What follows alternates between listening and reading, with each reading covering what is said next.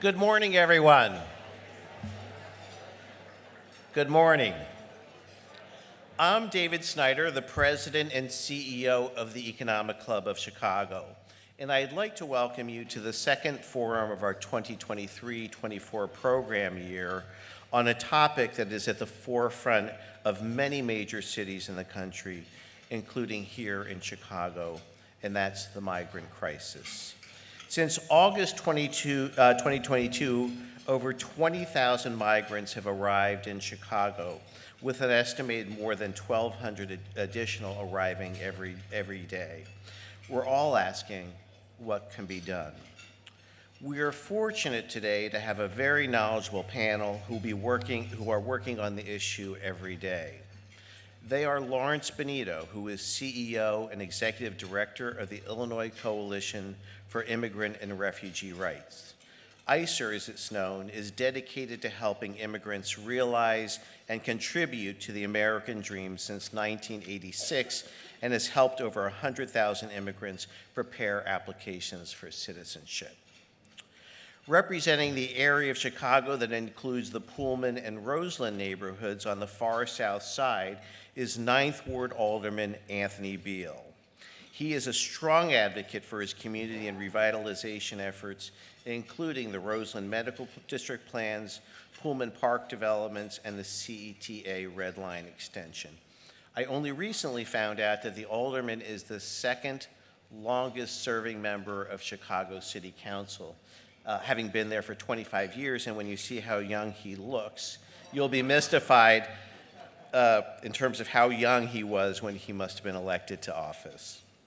And finally, Dr. Sally Blount, President and CEO of the Catholic Charities of Chicago, the largest private human services provider in the Chicago area. Prior to her appointment in 2020, Sally was the Dean of the Kellogg Graduate School of Management at Northwestern University. She sits on the board of Abbott, the Joyce Foundation, and is a member of the club and a past board of director of the club.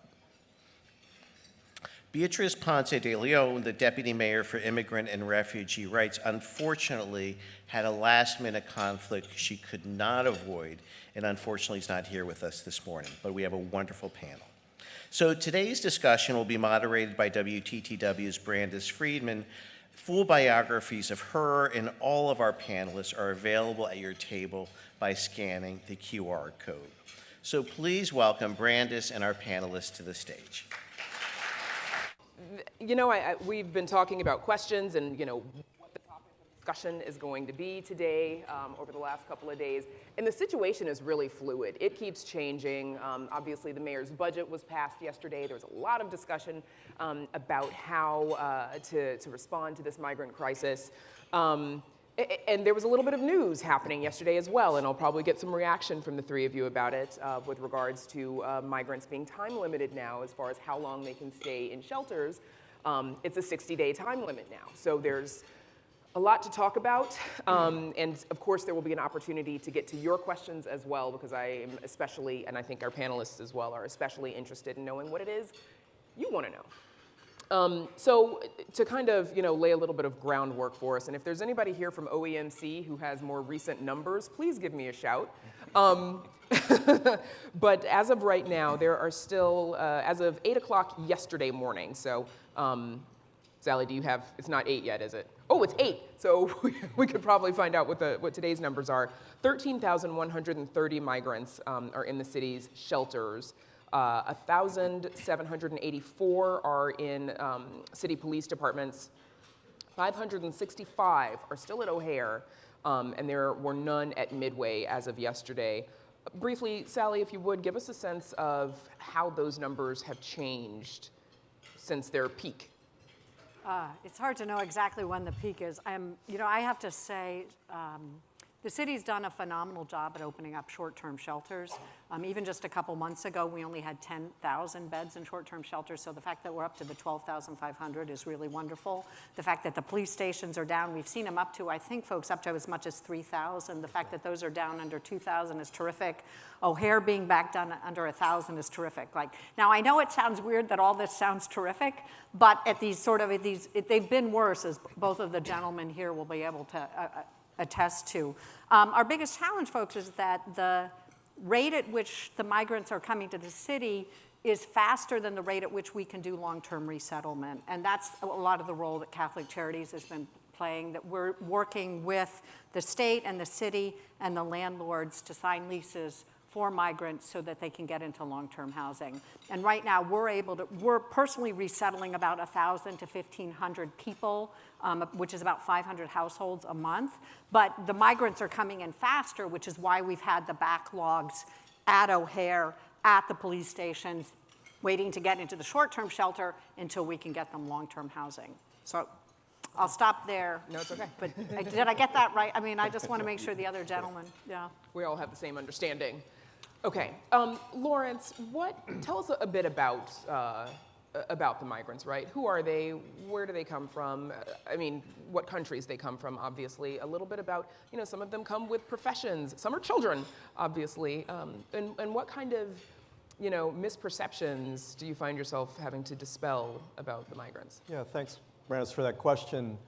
I think first I want to talk about, the why, right? Because I think that's important. We've had a long history. It's in our, there are laws around people seeking asylum, right? And people are coming from all over the world. What we're seeing in Chicago in particular, the vast majority, over 80%, are from Venezuela. Why Venezuela? If you look at the politics of Venezuela and our own foreign policy in Venezuela, the economic sanctions that we posed on that country during the Maduro administration forced people out of that country, right? Our own foreign policy, right? Direct correlation between sanctions to Venezuela and people arriving in large numbers. There are other countries too, but Venezuela is the most represented in terms of 80%. The WHO, 72% are families, right? 4% are single women, and I think 5% are single men. Something basic, those are the basic numbers. But the vast majority are, women, families with children. And that's, has other challenges too. And you think about just the journey that people faced in coming here. Several countries, walking through the Darien Gap, right? If you know about anything about the journey here, it was not easy. People didn't want to come make that journey and the hard decisions and people seeing, we've seen in the news, right? Some of the challenges that people faced and experienced along the way. The other thing that I want to mention is, why Chicago? Folks didn't necessarily have a choice, right? This was a, political move by Governor Abbott in Texas and some from, Florida, but mostly from Texas, to, send people here as a way to send a message. We're in an election year. Chicago is hosting the Democratic National Convention in a few months, and so we're an easy target, right, to send that message. I think we're also hearing reports, of some folks heading back, right? They're heading back to Texas. They're making the trip back home to Venezuela if necessary. And I want to be careful about how much we talk about that and whether or not, we're blowing it out of proportion and making it sound like far more of them are turning around and leaving than actually are. But the fact that some of them are, that says something, doesn't it? Anyone that kind of says something about how they feel they've been received. That day that we got the first, snow, right? I was looking out the window and I was just thinking about, the people at the police stations, right? Sleeping on the police station floor or outside in tents. It was cold. And I went to one of those police stations to bring food that morning, and I saw, people wearing, shorts and, a T-shirt, right? You can't help but feel the humanity about, for whatever reasons, right? I understand the challenges, but when you see children and families sleeping outside, police stations you can't help but think, like, what more, can I do, right? I wanted to go back home that day and just grab whatever I had in my closet to bring back just so people could, get through the day. So, yeah, I've heard stories of people just faced with the conditions of, being outside, wanting to go to just someplace else that was, warmer, because they're just in survival mode, in the moment. But I would add, I do think that there are a number of people all along, ever since the crisis started in August 2022, that would come and then redecide, right? People don't really know what it's like in the United States. They don't really know what it's like in Chicago. And so there has been some ambient level of what they call out-migration. That's gotten a little distorted in the press. The idea is that when people get someplace they don't want to be and they say, we have family somewhere else, there is an effort made to try to unite them with the family versus saying, no, you're stuck in Chicago and you can't leave. And so I think there's been an ambient level of that all along. I think the cold exacerbates the question of, like, do we want to be in the States? But I do think there's been, it's not like people just settle here. Is that fair? That's right. Yeah. Alderman Beale, what's been your reaction to how the city has responded to the migrant crisis? Well, overall, I think the city has not had a real plan as the migrants are coming to Chicago. When you look at the amount that are coming, when you look at the amount of money that we're spending, when we were at 12,000, we were spending about 30 million a month. Now we're at 20,000. I think we're up to about 40, and the number is climbing. And that's one of the reasons why yesterday when we voted on the budget, I voted against the budget, because when you look at the numbers, we appropriated 150 million. That's only going to get us through 4 months. However, we found out just yesterday that we're spending reserve money going back to September, and then we're going to hit the reserves for October, November, and December as well. So a lot of that money is going to be back paid. And so there's not a real plan going forward. We're hoping that we get money from the federal government. We're hoping that we get money from the state. But when you present a budget to the city of Chicago and that budget only appropriates 150 million, it doesn't get us very far. And so when you look at how these things were rolled out, I'm very sympathetic towards the plight of the people that are coming here. But when you tell people that we're going to give you 3 meals a day, we're going to give you room and board, we're going to give you a job, we're going to give you a house, we're giving you cash money, yes, they're going to come here. And this is not just a Republican Democratic issue anymore, because you have Denver and New York that are sending their migrants to Chicago because they're saying we can't take any more. And so why is it that Chicago is the only city that's saying we can't take any more? And so that's why I'm really excited to hear what the governor has to say today, because if we're a sanctuary city and a sanctuary state, why is it Chicago is the only one bearing the brunt of this and not the entire state? Let's spread it out, throughout the entire state, instead of just having Chicago spend right now $40 million a month. Now let me just take this back just a little bit more to put it in perspective.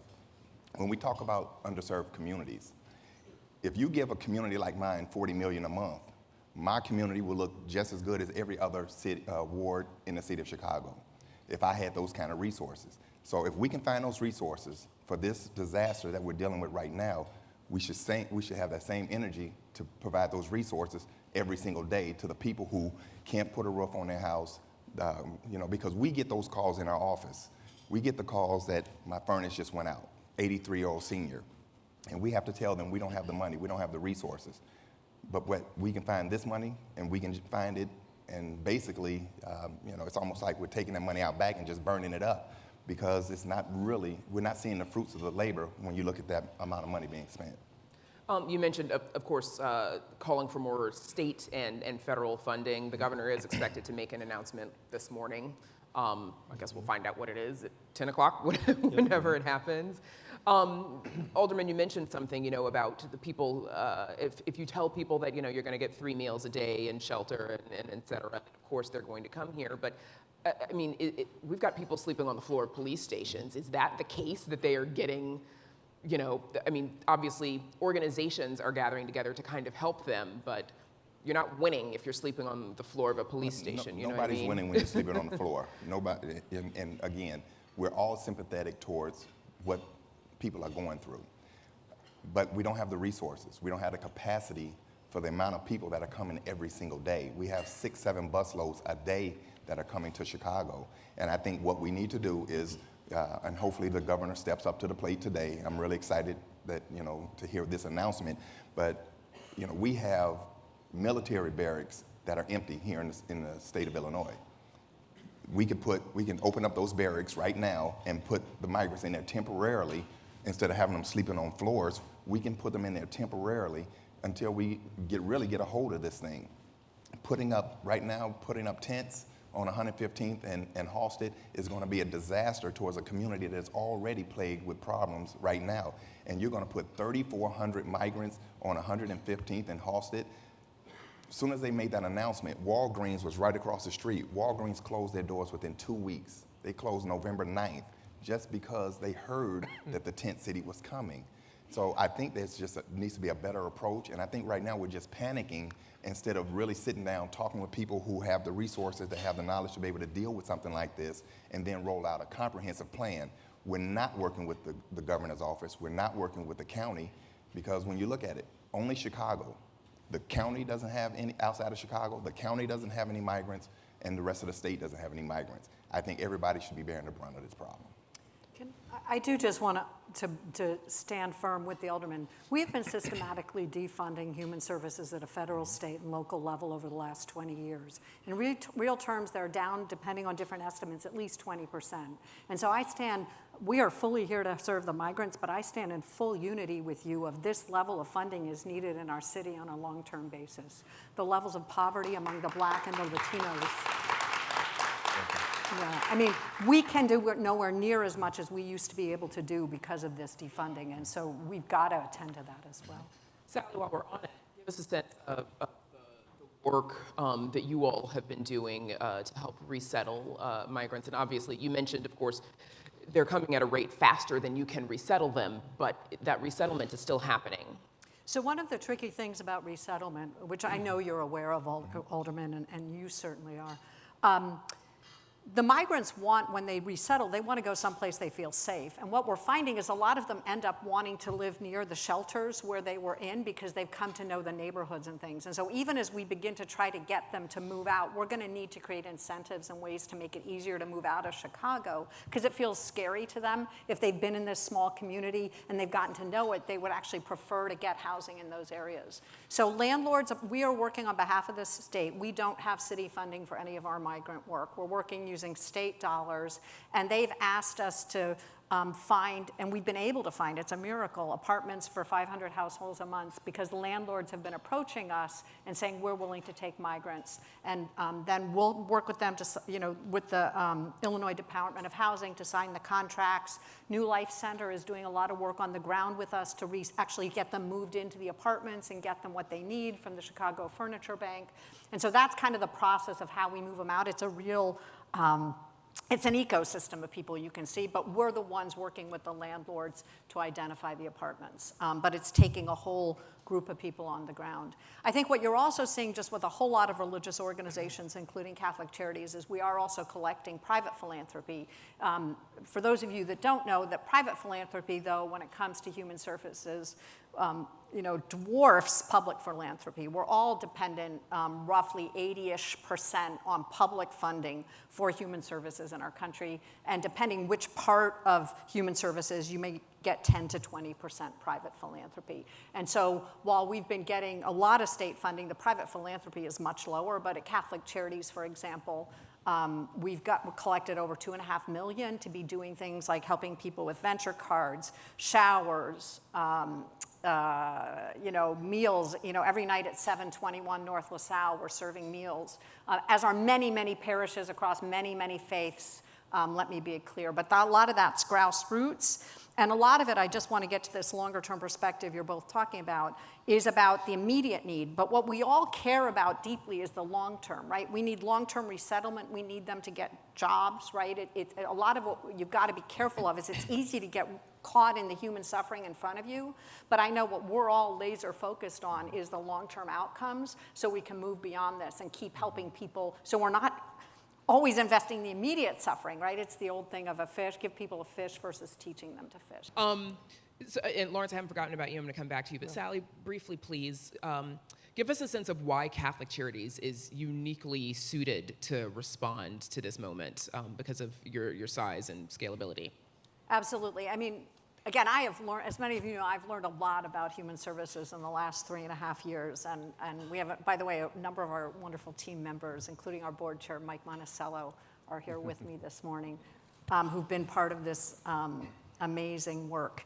One of the things I learned is that when the city and the state are in crisis, they turn to us, they turn to the Greater Chicago Food, I mean, you know, the Greater Chicago Food Depository, Metro Family Services. I mean, just to get to the point about the human services crisis, though, as we know, Heartland, which was our peer, is now in distress and is no longer going to be able to serve the way they did. So that's part of the human services crisis. But the point is, there just aren't a lot of large actors standing anymore in our region.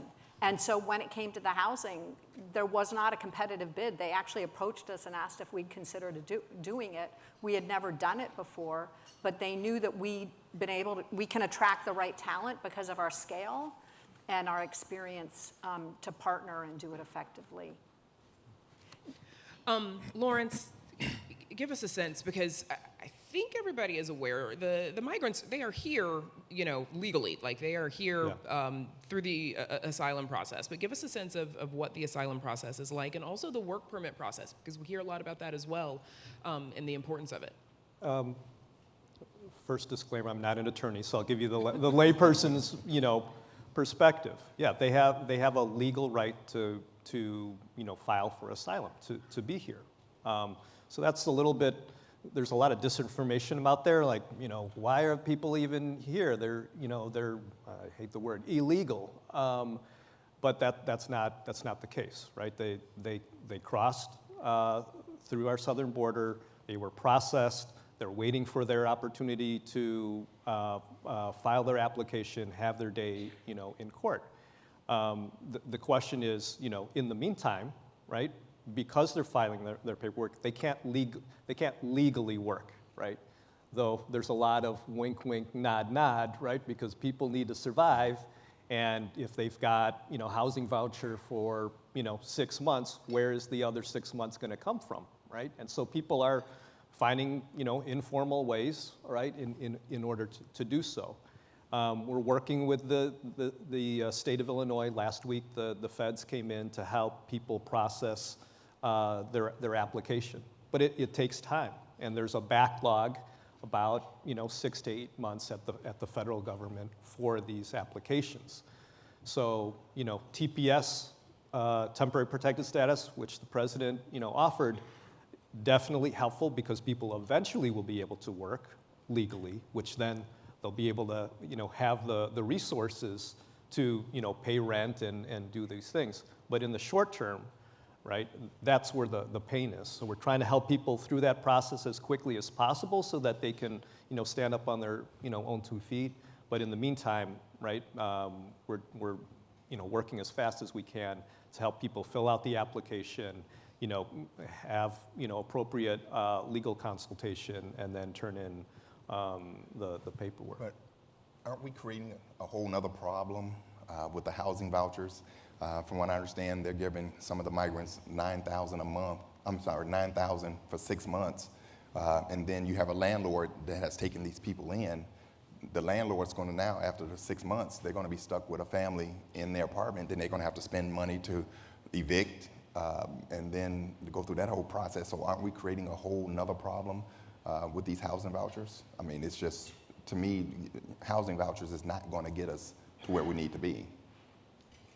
You know, Ken, as you said at the outset, and Sally, you're the housing kind of expert of the three of us, but you know, this has been a fluid situation, right? We didn't have the infrastructure, you know, to do this. A lot of the money that's being spent is going towards private staffing agencies to just help, you know, staff the effort. Mm-hmm. We've learned a lot over the past, you know, year and a half about how to create better efficiencies of using community-based organizations to do more of the staffing that's, you know, helping to save us, you know, cut costs.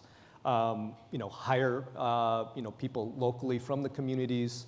But there is still this, you know, challenge of there is a housing system that has been in place for, decades, right? Right now, or at least in the initial days, because we were just trying to meet the moment, it was happening parallel to, a lot of the housing experts, right? So we've been encouraging the two fields to come together. There's a whole set of, funders that are dedicated, to housing, bringing the housing funders and also the folks that, are supporting a lot of the efforts with, immigrant communities, together to figure out, how can we, work together to figure out, and solve, for the permanent housing that folks need. In the short term, I hear your point. It is an issue. The hope was that, TPS will help, some, but that's still going to take some time until people get, work authorization, job placement, things like that. From what I understand, there's over 100,000 people in Chicago now that have been waiting over 20 years for work vouchers. And if you start giving the asylum seekers work vouchers over the people who have come here legally, have gone through the process, and are overlooking them, again, we're creating a whole nother surge of problems here in the city of Chicago. Because I hear from the people on the ground who are furious that, just the thought of giving them work vouchers, and I've been waiting, 5, 10, 15, 20 years for a work voucher. When you say work vouchers, do you mean housing vouchers? No, work vouchers. Work vouchers. Work vouchers. Housing vouchers is something totally different. I mean, we have people, I'm a product of Roseland, born and raised. I still live in the same house I was born and raised in. People that I've grown up with on my own block are losing their houses for taxes. You know what, that $9,000 can keep them in their house for a couple of years by paying their taxes because their family has left the house and passed it down. We're not even talking about the people who are vested residents here of the city of Chicago, and we cannot find resources to help those people stay in their houses. And that's where the frustration with me comes from, because those calls come into my office every single day. When I got to tell a resident, again, I can't help you get a furnace, but you've been approved since 2019, and the city's saying we keep running out of resources to get that senior a furnace who have paid taxes their entire life. That's a problem for me. That's a systematic problem for me. And that's why I'm having problems allocating money towards the migrants crisis when I have people who are living every single day here in the city of Chicago just trying to get by, and we can't find the resources for them. Now, I think we can do both. But again, I go back to, you give me that 30, 40 million a month in my ward, I guarantee you will see a different ward in about 2 to 3 years. I do love the point, though. We are learning a lot of really important lessons about how to do things better, right? Because the resources that we've stood up in terms of setting up shelters faster, in terms of figuring out how to give people legal counseling, how to get the work permits faster, like that is all learning. We've got to work hard together to make sure we keep intact and find the funding to prolong it. So there is a positive on this that's very clear, and we've all got to keep our eyes on it of how to make sure we put that infrastructure in place on behalf of the long-term Chicagoans as well. I agree. I'm going to come to you all for questions in a little bit as well, so get them ready. I'm sure you've got some good ones. Before we do that, though, a couple more questions here. Lawrence, I'm going to start with you. What does it mean to be a sanctuary city or a welcoming city? I know that there is, there's the legal definition of it and all that, but what does it mean? Well, the Welcome City Ordinance, which, many organizations, community organizing groups in town, fought for decades to get, basically states that there's going to be no cooperation between Chicago, the Chicago Police Department, and Immigration and Customs Enforcement. Why was this important?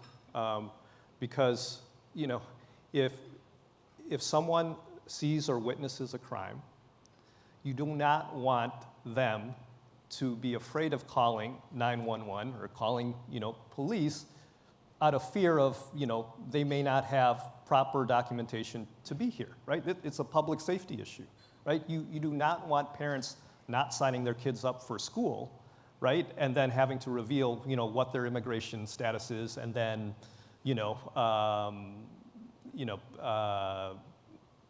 potential, right, of their parents, ICE coming in and taking, their parents. So all it is saying, there's not going to be any communication, collaboration between, government, city agencies, and Immigration and Customs Enforcement. So, for us, the city and state has had a long history of welcoming immigrants from all over the world, right? That's what makes our city, strong, right? Our diversity. You go to all their different neighborhoods. We're proud to say we're a city of neighborhoods, whether it's Chinatown or, pick, your favorite, ethnic food. That's been a selling point, and why Chicago has been, an international destination, to come. And I think, many people would agree, we're better for it. I'm going to come to you in a minute, Alderman Beale, because I know you've got thoughts. I see you smiling.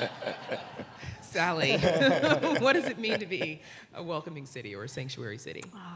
Well, obviously I have to come at it from the faith perspective in this role. And for me, it means that we're living our truest values, right? God doesn't see a difference by color, by where you were born on the planet, right? God says we're here to care for each other. We're here to give each other a helping hand, right? And so from a faith perspective, all we can do is help the person in front of us and do everything we can to feed them today and give them a better life tomorrow. And I know we all share, because I know we all share those values. And the thing is, how do you turn that into real life, right? And that's what we're struggling with here, because it's also really true. We have been a great city at welcoming migrants for decades and centuries. But you guys, poverty among the Black population is 3 times that among the white population in the city of Chicago. Poverty rates among Latino is 2 times that among the whites. So while we have done a great job at welcoming people, we have not done a great job at making it an even playing field. And I think that that's what we're struggling with right now, is how do we keep welcoming people while we keep lifting people up and creating greater and greater opportunity for populations that haven't traditionally have it. And that is breaking all our hearts right now when we see these dollars going to short-term relief, not long-term change. That's right. Alderman, Well, as you all know, where does he begin? I submitted an ordinance to put on the ballot to ask the people of Chicago, do we want to remain a sanctuary city? Now, you're exactly right. Being a sanctuary city just basically says we will not cooperate with federal ICE and deport and detain. However, if someone creates a crime, do they deserve to continue to be here in our great city if they're committing crimes? I think we need to change that ordinance to where if you're a nuisance to the city of Chicago, you need to be deported. And I think at that point, we need to, cooperate with the federal government. So I put that ordinance in to just ask, just a show of hands, has anybody in this room ever been asked, do you want to remain a sanctuary city? Nobody's ever been asked that question. Politicians have created that. And again, we're all sympathetic, but I did that to start the discussion to say, do we want to continue to spend all this money? Do we want to continue? Being a sanctuary city does not mean we have to spend 30, 40 million a month. And I keep going back to that. So there's nothing, that says we have to provide housing, shelter, food, health care. There's nothing in the ordinance that says we have to provide those services and goods. I guarantee you, if we put the word out that Chicago is no longer providing services and goods, you will stop the influx of migrants coming to the city of Chicago. And if, the mayor steps up and says, you know what, we've reached our tipping point. We can't afford anymore. The buses will stop coming. And so I think we need to just be a little bit more forceful, because New York has already said we can't take anymore. They have over 100,000. If we have 100,000 here in the city of Chicago, now you're talking about hundreds of millions a month. And I don't think anybody in this room wants to continue to foot that bill unnecessarily when, we have the PTO that's going to be coming. Most of the people in this room are going to be affected by the PTO ordinance that just got passed. That's going to hurt business. The tip wage work ordinance, that's going to hurt business here in the city of Chicago. And God forbid, that the Bring Home Chicago ordinance passed, because that's going to be another over 100 million, because that's basically a tax that's going to be on people on sales over 1.5 million. So all of these things are anti-business. So we have to grow our economy. If we're going to get out of the hole that we're in, we have to create jobs and opportunity, and we have to be business friendly. We have to create jobs and opportunity, put people to work, allow business to run business so they can grow their business and employ more people. That's how we get out of the hole we're in. We don't do it by creating all these social programs and just keep giving money away. That is counterproductive to the growth here at the city of Chicago. Okay. I am going to see what you all want to know. Yeah, my name is Lola Wright. I'm a small business owner in Chicago, a few different businesses. First question is, what is being done for the already fractured Chicago Police Department? Like, what is the impact to that group of human beings? As someone who drops stuff off at my local precinct, a body of people whom I already am like pretty troubled around, what are we doing to support them to not sort of have their own breaking point? Right. Curious about that. Second question is, as a small business owner of a landscape design and build company, I get frequent calls to hire some of these people, or at least under the table, bring them in to do landscaping work. And it just seems like there's no infrastructure to collaborate with a small business that has Spanish-speaking employees that could be partnered with these people, but at the risk of the small business. So I think those are my two primary questions. Anyone? Well, Alderman, you want to start? And then First of all, according to our books right now, we're 1,700 officers short as far as being fully staffed with the police department. Nobody ever talks about the 614 positions that we eliminated in 2019. So we're over 2,300 officers short just going back to 2019. We're spending close to $200 million just in overtime for the police department because we don't have adequate police on the force to give our officers a break. That's why you see the officers, they are reaching their tipping point. They are frustrated. They have to come to work and they have to walk over migrants just to get into work. Days off are being canceled. That is horrible for morale. And so there was nothing in this budget that says we're going to hire aggressively more officers here in the city of Chicago. That's only part of the problem. Some of the social programs we do need. We do need violence interrupters on the street that are out. Arnie Duncan is doing a phenomenal job in my community. Private dollars, over $10 million a year that he's spending in my community, and it's working. Okay, so hats off to Arnie Duncan, but that's part of it. Putting more police on the street is another part of it. When you look at the amount of police that are just standing around, just downtown alone, we all see them. They're on every corner, flashing their lights. Well, a lot of those resources are coming out of the communities that need them also. So there's not enough resources to go around. So we have to hire more police and put them out on here on the streets every single day. And as far as small businesses, we do need to provide more resources.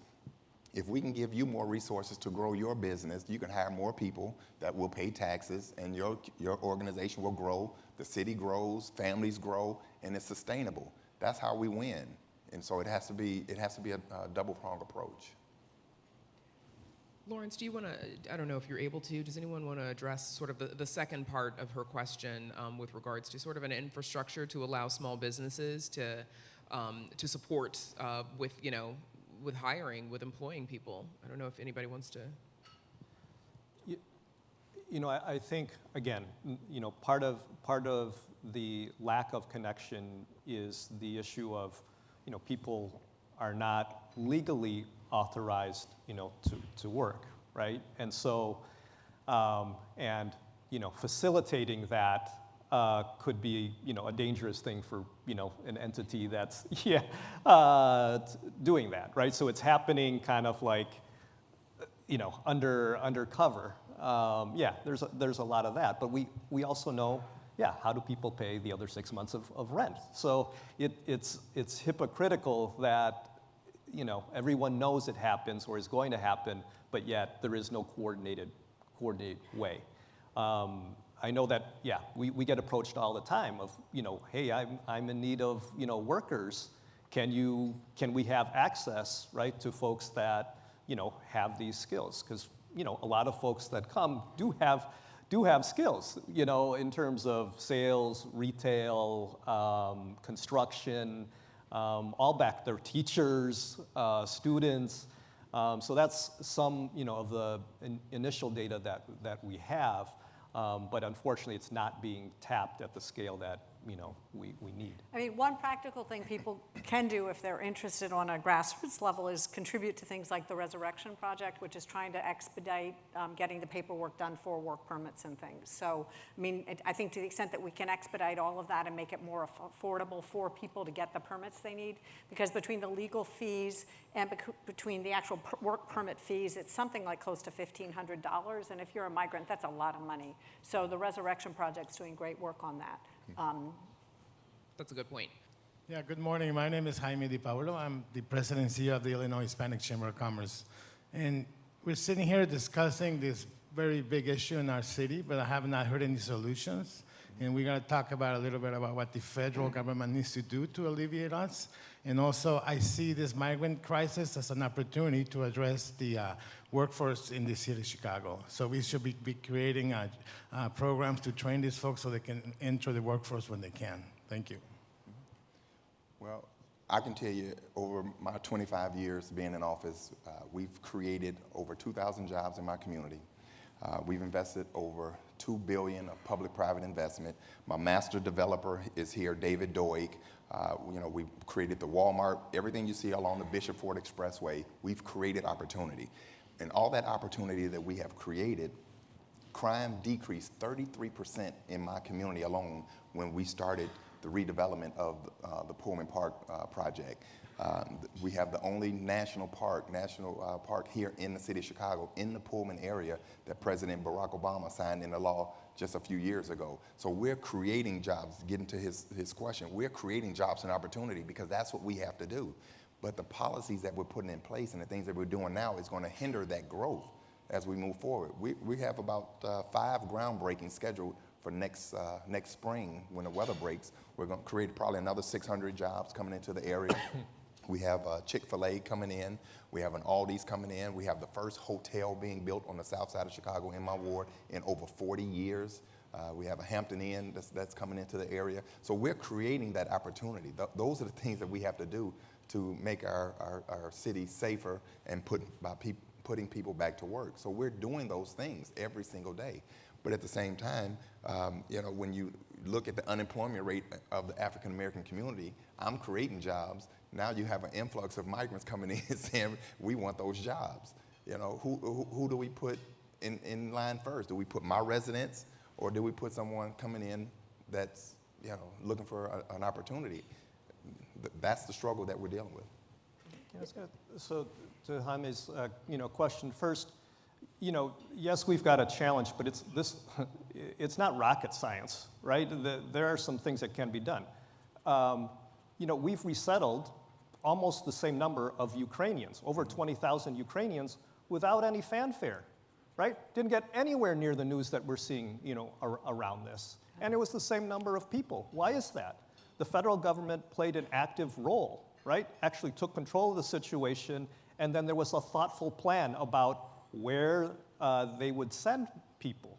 And they worked with organizations, and they created the, you know, the funding to be able to create, you know, an actual managed plan to do so, right? And I would say it costs less money doing it that way than what we're dealing with now, right? The manufactured crisis and chaos has created this situation that we've now spent more money trying to, you know, address the chaos rather than, you know, a planned response. So, you know, we're putting pressure on the federal government to help do their part to control it and not let Governor Abbott, you know, decide when, where, how he's going to send people, right? So there's definitely a role that the federal government, you know, can play.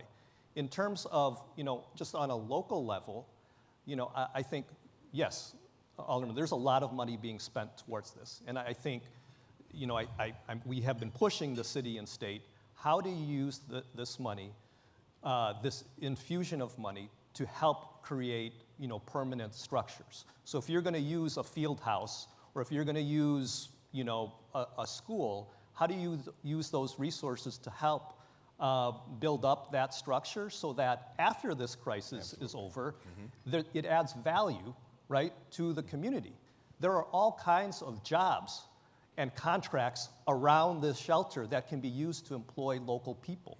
A community benefits agreement can be used, right, in consultation with the community about what services could be sourced, through local vendors or, people in the community who need jobs. I think we can do both, and I think we can take advantage of this moment to invest in the community so that there's something on the other side that the community can say, hey, okay, we worked in this situation for a year, 2 years, and now we can now use this for, a better, community benefit. Well, and there's a great example of that with the Greater Chicago Food Depository. I was at lunch with Kate Mayer a couple weeks ago, and they've done this wonderful thing where they asked the city in bringing the food to the migrants not to do an absolute lowest price, but to allow it so that the Greater Chicago Food Depository could partner with local neighborhood restaurants and food providers to be able to do those contracts so that we'd be growing the business infrastructure and creating jobs in local communities within Chicago.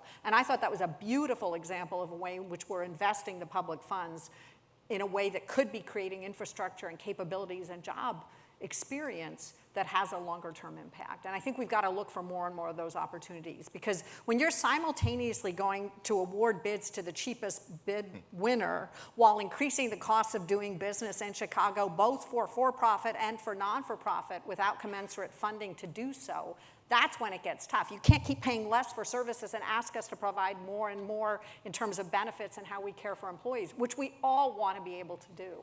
And so we've got to look at that long-term model of how do we think about these kinds of investments. So we're lowballing organizations like this for the services they provide every single day. Yeah. But we can turn around and do a no-bid contract to a company not even from Chicago and give them $29 million to build a tent city. If they had those resources, the jobs that they're doing right now, it could be amazing. It could be amazing.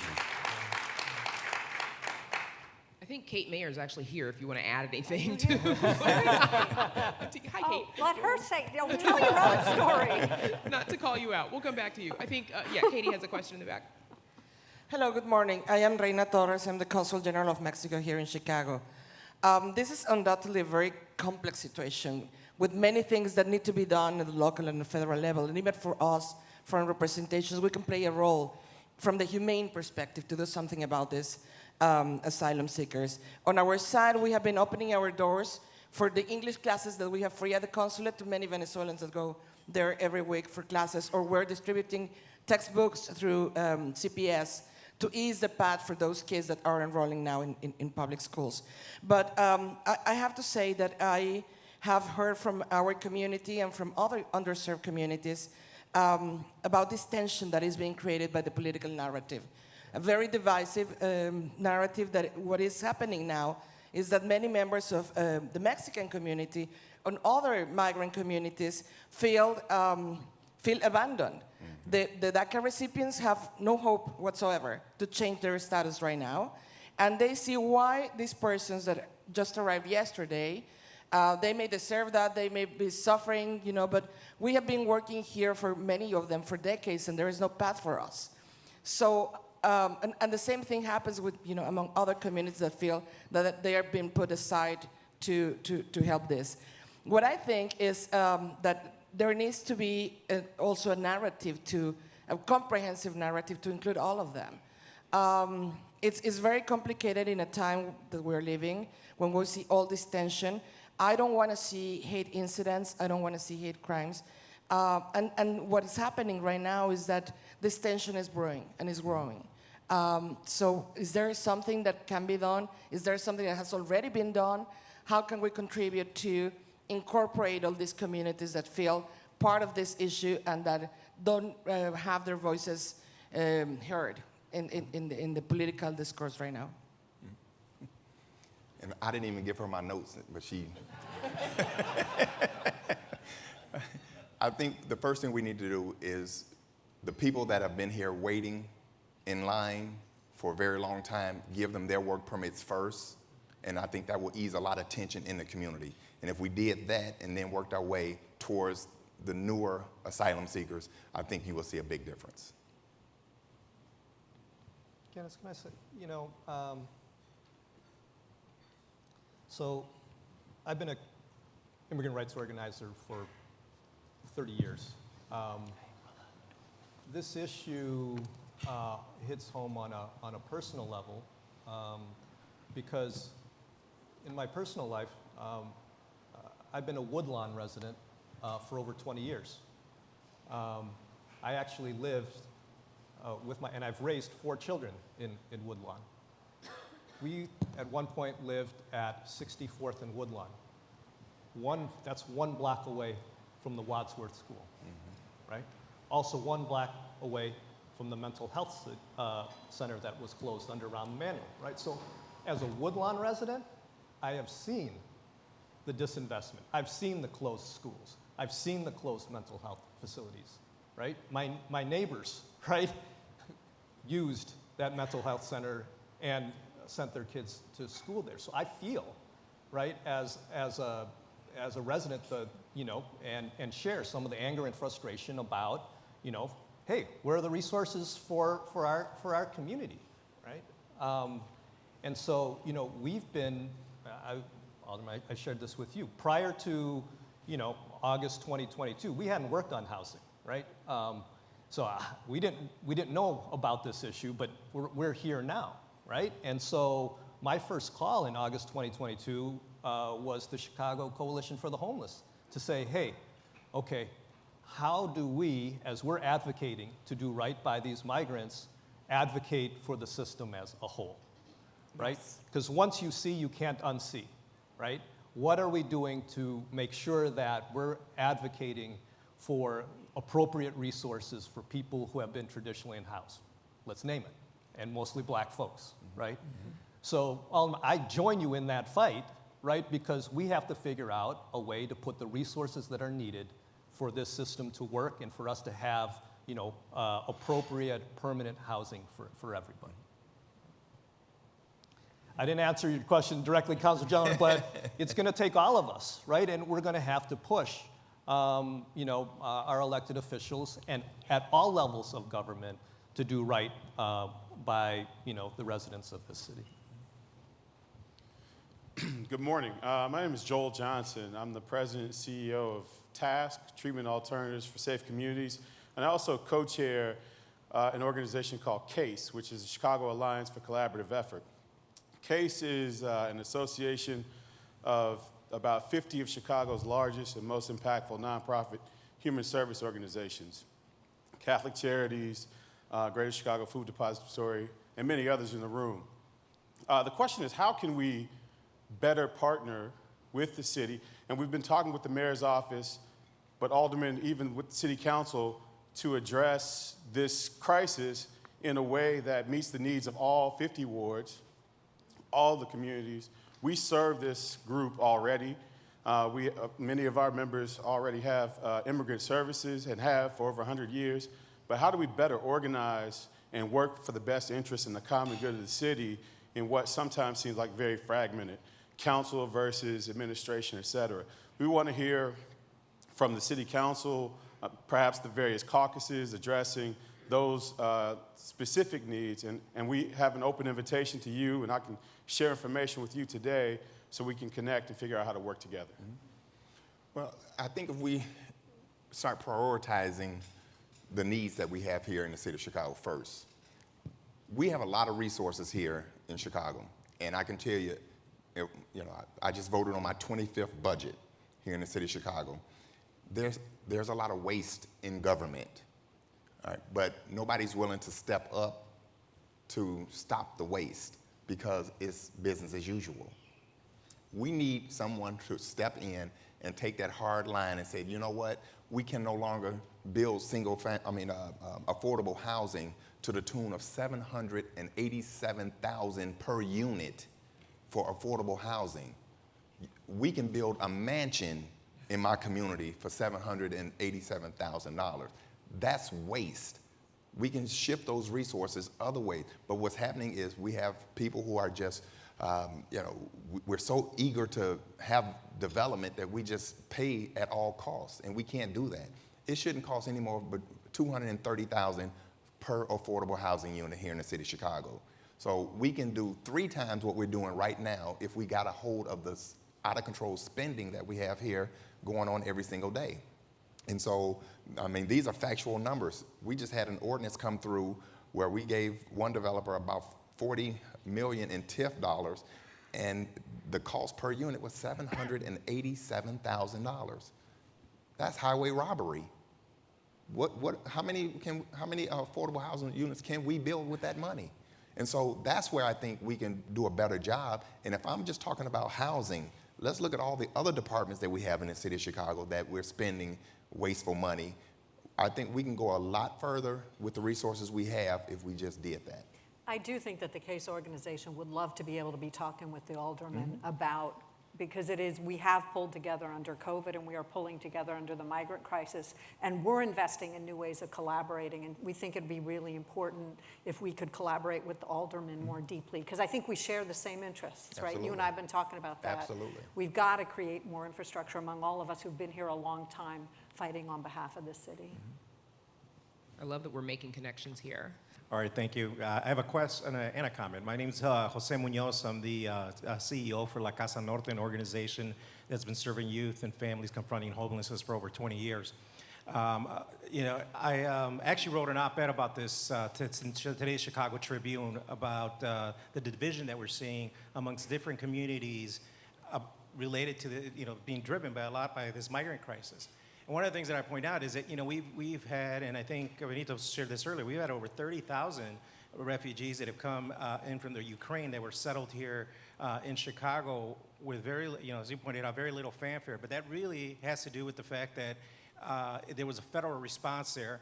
And we need a federal response for this humanitarian crisis that we're facing right now, too. Although we're seeing a lot of Venezuelans that are coming in here, there are people from all over the world that are going to continue to come to this country seeking status, regardless of whether or not we have a sanctuary city status, because that has nothing to do with the fact that this migrant crisis is driven by our global response to how we've been impacting Venezuela, and the fact that we've opened up our border for refugees and asylum seekers from all over the world. And so unless there's some federal intervention, that's not going to change. My question really is around the long-term plans. There's a lot of talk about the individuals that have come here to Chicago that are seeking refuge, that are seeking asylum, that are not going to go anywhere. We got about 18,000 individuals that have just in the last year, and they're not leaving even after they resettle. So what are we doing as a city to integrate them into Chicago? Because we are facing a labor shortage. We're facing a shortage of students in CPS. And this influx of new individuals and young families that are coming in are also an opportunity for us to be able to improve our labor force and improve the number of individuals, our CPS numbers, so we don't have to continue shutting down schools. Well, my opinion, I think come January, February, you might have an influx of them leaving when that 30 below hits them. That they've never encountered before in their life.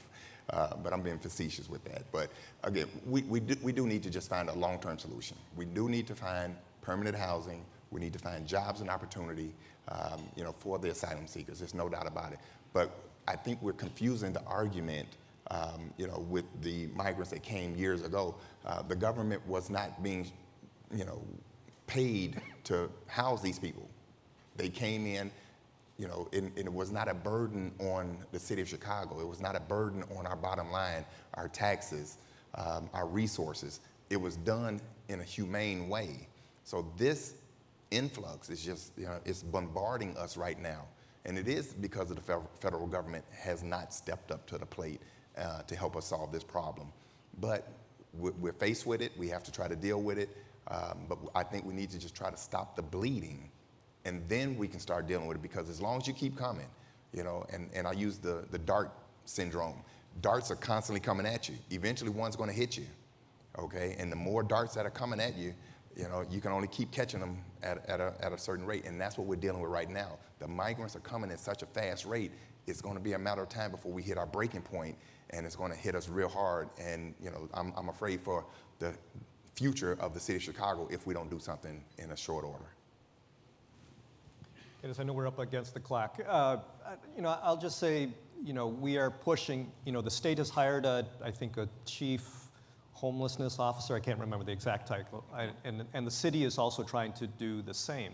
I think we need a thoughtful plan because I don't see this issue with global migration, climate change, political instability. The United States is going to continue to welcome, people, as I think we should. But we need a more thoughtful plan and an infrastructure to be able to do so, right? And I think, dealing with the issue of new arrivals, we're reacting rather than, trying to figure out a proactive plan, right? And I think the more that we can get out in front of it, and I think the city and state are working towards that. It's just, everyone's trying to do their can. As an organizer, my job's to push, right? And so, there are no press other than you in here, right? I've been told this is off the record, so. But I do want to give them grace. Like, you have people working really hard to try to solve, this very complicated issue because it requires various levels of government, various agencies to work together. And I think you have smart, thoughtful people trying to do so, and we're pushing them to do so. But we got to create an integrated system, right? This can't just be parallel to, what is happening to people who have been traditionally unhoused over here, because that creates that uneven, response. And I think they're working towards that, and we're continuing to push, from where we sit to for the city, state, and feds to do so. We're out of time. Sally, I'm going to give you the last word with literally 30 seconds. How should the business community be responding to this? Well, we need to hire people and get more jobs made. And I think we've got to partner more deeply with the city on business-friendly economic policy. And when I put my Kellogg Dean hat on, let me be extremely clear, we've got to partner more deeply on business-friendly economic policy. But there are stories of hope. That's what I want to leave with. There are 8,000 people who are now on long-term housing. We're going to be getting more in long-term housing. People are getting jobs. People are getting integrated. So we can look at what's not happening, or we can look at what's happening. And we have all built greater muscle together because of this crisis and because of COVID, and we're going to be stronger coming out of it. And it's those wins that we've got to build on together, the yes and of what we have been able to do that we didn't even know we knew how to do. So I'm super proud of that, and I'm really proud to be able to work with each of you on this problem going forward. So thank you. Thank you, Brandis, Lawrence, Alderman Beale, and Sally. The club's mission is to create civil dialogue on the most pressing business and civic issues of the day. And thanks to this very, very thoughtful panel and Brandis's expert moderation, I think we achieved that goal today.